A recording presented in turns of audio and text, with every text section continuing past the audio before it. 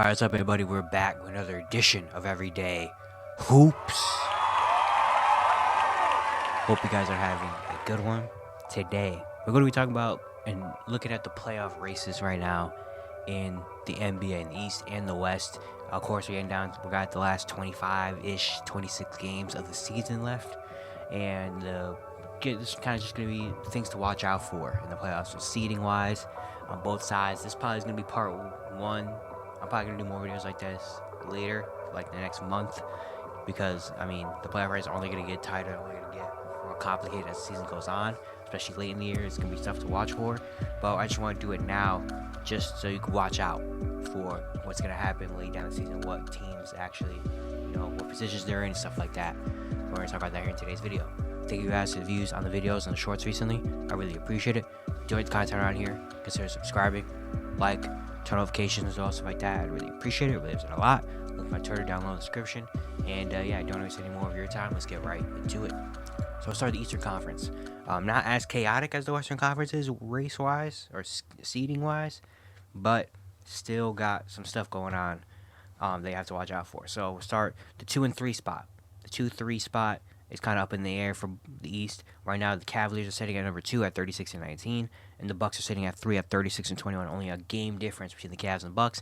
Cavs have lost back their first 2 games coming to the All-Star break. Meanwhile, the Bucks got a great win against the Minnesota Timberwolves, and they play the Sixers today, which I'm about to watch because it's about to start pretty soon as I'm recording this video.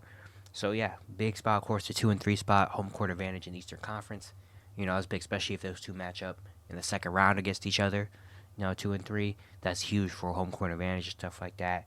Not really worried about the 1 seed because the Cavaliers are the 2 seed right now. They're closer to 8 seed than they are the 1st seed, and they're sitting at 2. So that just tells you everything you need to know about how the Celtics are dominating. So the Cavs and Bucks are kind of fighting for that 2-3 spot. Then right now you have the New York Knicks at number 4, 34-23. They kind of been struggling recently because they have a lot of injuries, so they're kind of struggling. But they're also only 2 games behind the 3 seed, Milwaukee Bucks. So there is a possibility where if they do get healthy, maybe if the Bucks or the Cavs kind of fall a little bit, the Knicks could get back up into that top 3 seeding, potentially. So the Knicks are kind of there 4, but they're also only 2 games out of the play-in. So they kind of are going to have to try to get healthy and try to put it together and not go on a big losing streak without Randall, without OG, without their guys. You know what I mean? So the Knicks are kind of in a very interesting position. And then you have the Philadelphia 76ers at 5. Philly right now, they've dropped. Of course, they were a top 3 seed in the East, and now they've fallen down to 5. Good thing is they did get a win against the Cavaliers the other day. They're 33-23, only a half game on the Knicks for that 4 spot, which, of course, the 4-5 matchup. If you do match up in the first round, home court advantage is big like that. But they're also only a game and a half out of the play-in because that's how close the teams in the play-in have gotten to the top of the Eastern Conference. So the Sixers right now only half game behind 4, but they're also a game and a half out of the play-in.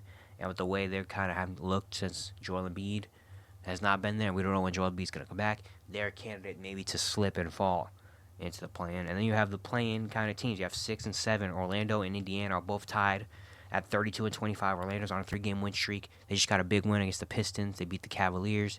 They beat the Knicks right before the All-Star break. So the Magic are kind of rolling, and the Magic have the easiest schedule left in the NBA. So the Magic have some real chance to get into the top 6 and avoid the play-in, even though they've been in the play-in for like the past month because they were the 2 seed early in the year. They've kind of fallen. They had a lot of injuries, stuff like that. Other teams started to play better, and Orlando's kind of dropped. But now Orlando's in there at 6, and Indiana, of course, in-season tournament, they were really good. And now they finally have Tyrese healthy. Pascal's been playing really good. Indiana's trying to make a run of their own to try to get out of the play-in. And then at 8, you have the Miami Heat at 31-25. They're only a half game behind the 6 seed. They've also won 3 in a row. So that play-in spot in the East is going to be very tough. 4 through 8 is only 2.5 games. A 2.5 game difference between each other. So I think it's going to be very interesting to see that Eastern Conference kind of 4 through 8 play out. Like which one of those 5 teams, which one of the 2, have to play in the 7-8 play-in game. Because after the 8. Then you have a 5-game gap between Miami and then Chicago at 9, and then a 2-game gap, and then you have Atlanta at 10, and then you have a 3-game gap between the Nets, who are 11. So the top 8 is pretty much set in place for the East right now. It's just about the seeding of who gets that top 8, And I'm very interested to see who those 2 teams that don't make the top 8 are going to be, because I thought Orlando might have been in there, but now Orlando, they have a real chance to move up, maybe be top 6, maybe even top 5, depending on how things go, especially with Philly. So Orlando got to chase Indiana, of course, a great team. Miami, I predicted Miami to have a big jump in the second half of the season because they have an easier schedule. They got guys coming back at the right time. You know, this was kind of the point last year. They started to take off a little bit. They won 3 in a row. So it's very interesting to see. You know, not only that race, but also the top of the East, obviously. Cleveland, Milwaukee, if New York could get back in there. You know, it's going to be very interesting to watch the Eastern Conference. More so the like the play-in, like who doesn't have to play in the play-in, who makes the playoffs, and who has to play an extra game or two in the play-in. You know what I mean? But that's very interesting. But that's really it, because after that, 9, 10, 11. After that, it kind of gets like, okay, who cares? You know, at the end of the day. But when we get to the Western Conference is crazy right now everywhere. So, of course, you have the battle of the top 4 teams: Minnesota, OKC, the Clippers, and the Nuggets. Right now, Minnesota's the number 1 seed in the West. They're 40-17. They got to win against the Nets the other night, or last night. They're sitting at number 1 in the Western Conference. They've been at number 1, or around number 1 in the West basically the entire year. Then you have OKC at number 2. They're only a half game behind Minnesota. They've won 4 in a row. They have been hot. They're trying to fight for that number 1 spot as well in the West. Then you have a tiny gap. Then you have the Clippers and Nuggets are tied at 3 and 4. Clippers at 37-18, Nuggets at 38-19. They're both only a game and a half behind the 2 seed OKC Thunder and only 2 games out of the number 1 spot. So that top 4 has really been fighting, you know, all year to try to, you know, position themselves in, you know, especially for like second round matchups. These 4 teams are going to go in the second round against each other, who gets the home court, and of course conference finals, who gets home court. It's very, very interesting, but we've established kind of that these are the top 4 teams in the Western Conference. You know what I mean? And then you have a big gap between 4 and 5, a 4-game gap between the 4th spot and the 5 spot, and that's when I feel like it gets absolutely insane down there from 5 through 10. 5 through 10 it's crazy. So if the Pelicans right now at 5, they're sitting at 34-23. They're 4 games behind the Nuggets, but they're only a game out of the play-in. They have the Mavericks at 6. They've won 7 in a row. They're 33-23. They're only a half game behind the Pelicans, you know. And then you have the Kings at 7 at 32-23. They're only a half game behind the Mavericks for the 6th spot, and only a game behind the Pelicans at 5. Then you have the Suns at 8 at 33-24. They're tied with the Kings for that 7th spot. Then you have the Lakers at 9 at 31-27. They're 2.5 games out of the 8th spot. Then you have the Warriors at 29-26. They've won 3 in a row, only a half game behind the Lakers, and 3 games out of the 8th spot. So 5 through 10 really is just like, it's crazy. They're battling for that position of who's going to be in the play-in, who's not going to be in the play-in, because 2 of those teams, of those 6 teams I named, 2 of those teams are going to make the playoffs and have to avoid the play-in, which is huge, obviously. But also thinking about that, out of those 6 teams, 2 of those teams aren't going to make the playoffs in general. And I was thinking about that last night, and I was like, this is kind of crazy that I'm going to name these 6 teams. The Pelicans with Zion, B.I., CJ, like the team that in the last couple years has been the up-and-coming Pelicans. The Dallas Mavericks with Luka and Kyrie. The Kings, who were just a 3 seed last year with De'Aaron Fox and Domantas Sabonis. The Suns with Kevin Durant, Devin Booker, and Bradley Beal. The Lakers with LeBron and AD. And then Steph and the Warriors, who just won a championship 2 years ago. Out of those 6 teams, 2 of those 6 teams aren't going to make the playoffs. Not even playing, or not going to make the playoffs. That's kind of crazy when you think about it. Like, all 6 of those teams are like teams that you would think are playoff teams or anything like that. But because of how stacked the Western Conference is, like, 2 of those teams aren't going to make it in the playoffs at all. And not even have a chance for it. That's actually insane to think about. You know what I mean? So, yeah. It's just crazy to see how this conference is playing out in the West, especially the bottom. And that's going to be a dogfight. You know, that's going to be a dogfight for that 5 through 10 spot. Of course, everyone's going to be like, try to avoid making the play-in. Most realistically, 5 through 8 is going to be trying to not to make the play-in and try to go for the 5-6 spot. Right now, it'd be Pelicans and Mavericks, but then again, the Kings and Suns only half game behind. Like, literally, in that West, like, if you lose 2 games in a row, you could fall. Like, the Suns were the 6th spot. They lost 2 in a row. Now they're down to 8. You know? Like, the Mavericks were sitting at comfortably around 8 the entire year. They won 7 in a row, but they're only 6th because other teams have been winning as well. You know?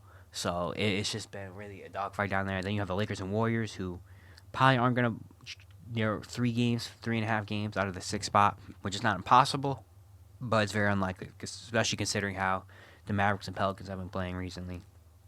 It's very unlikely for them to jump up to the top 6. That would be actually insane if they do that. Most likely they're going to be locked into the play-in. but not 7 and 8 isn't that far out. The Lakers are only 2.5 games out of the 7-8 spot. Warriors are 3 games out of the 7-8 spot, which again isn't impossible, but it's going to be very tough to get to that 7-8 spot. So most likely those two are going to be facing off in the 9-10 game. Barring some crazy streak where the Warriors win like 7 in a row, and the Kings and Suns go on a pretty bad losing streak, which is interesting because the Suns do have the hardest schedule left in the NBA. So maybe the Suns, especially they lost their first 2 games. They lost to Dallas and they lost to Houston last night, which was one of their easier games. So left. So maybe the Suns could fall a little bit more. Who knows? But the Lakers and Warriors are most likely going to have to be facing off in the 9-10 game for now. But the race in the East is just, in the West, it's just insane. You have the top 4 race, and then you have the 5 through 10 race. And that's basically, I think this is going to be the 10, similar to the East, this is going to be like the 10 teams that are going to be in it. Because right now the Jazz have fallen, they've lost 5-0. The Warriors are the same distance away from the 5 seed that they are from the Jazz, who are 11. It's a 4-game difference. So, yeah, barring any Jazz or any Rockets who are half game behind the Jazz, like, crazy win streak, crazy hot, and the Lakers or Warriors all of a sudden can't win games anymore or anything like that, which is very unlikely to happen. This is probably going to be our 10 in the Western Conference. It's just really going to be about, of course, placement.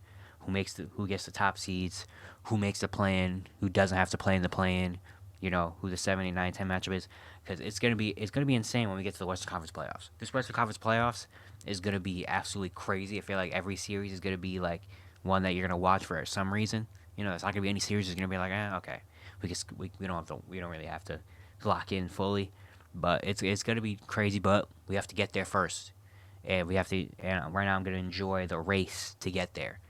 The positioning battles, the big games. You got Thunder Clippers play each other. You have the Mavericks and Suns play each other, or anything like that. Those are big games, because of season series and all the stuff like that. Because right now, the season series can affect you being from the 6th seed to the 7th seed.